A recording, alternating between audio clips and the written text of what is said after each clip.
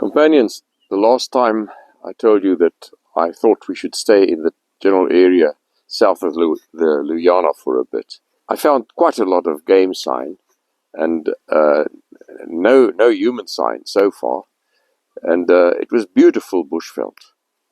So we unpacked some of the material and we set out the table and chairs, and I slung the hammock. It made it generally more comfortable, and we lived off the back of the vehicle because the back flap was there as a table, and one could move all around the vehicle to reach different things that you need. I thought I'd tell you a little bit about living off the back of the vehicle. Now, it's not always the same.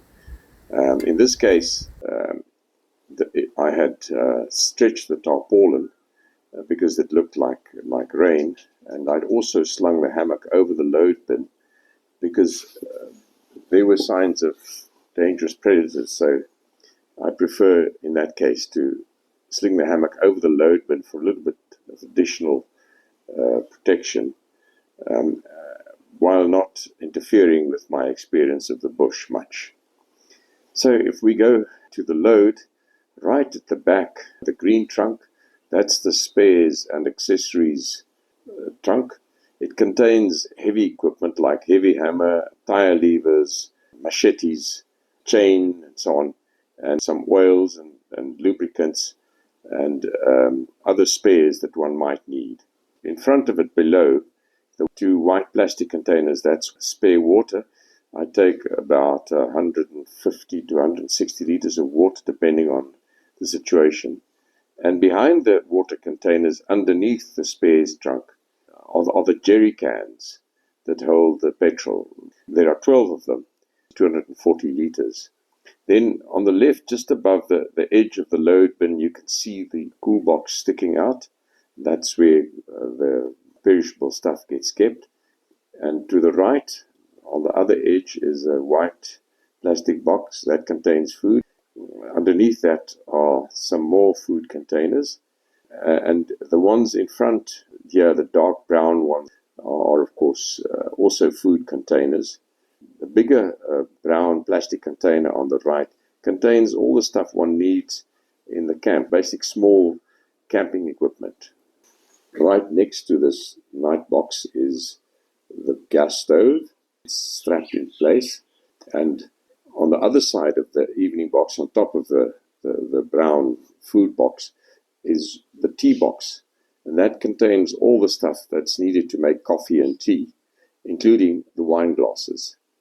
Next to the tea box is a trunk is sticking out, a cream-colored trunk that has taken quite a bit of damage, and that contains all my personal equipment, my sleeping bag, spare clothes, and so on. And in front of it, of course, is the container that I'm using for water at the moment. I'm busy making tea here. Below the flap is a fertilizer bag, and this I take along for refuse that I take back home. On the left of the load bin, suspended from the edge, hangs my bullwhip, which I take along when I go on walks, together with my stick and, of course, my hunting knife. So that gives you a little bit of an idea of how I live off the back of the container.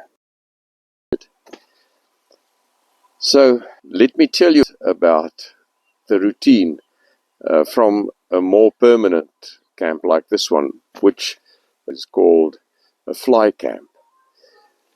Now, the day starts before dawn with coffee. And then a little bit later, just as it gets light enough to see properly, we go for a morning walk. And this lasts anywhere to between 11 o'clock and maybe 2 o'clock. And by the time I get back, I'm quite tired from all the walking. And I like to have a spot of brunch and relax a bit, writing or reading up about stuff I'd seen, because I take along a mammal book and so on. And I read up about different things that I've noticed that I'm not sure of. In the afternoon, perhaps, I would go for another short walk, and then the evening routine starts. That consists of a shower first, followed by, of course, this wonderful time of the day when you have your wine and snacks. And then one has to start preparing dinner, which is a very simple affair, over the gas stove or maybe over a cooking fire. And then one seeks one's lair, in my case, the hammock. So I'll tell you a little bit about the walks from tomorrow morning.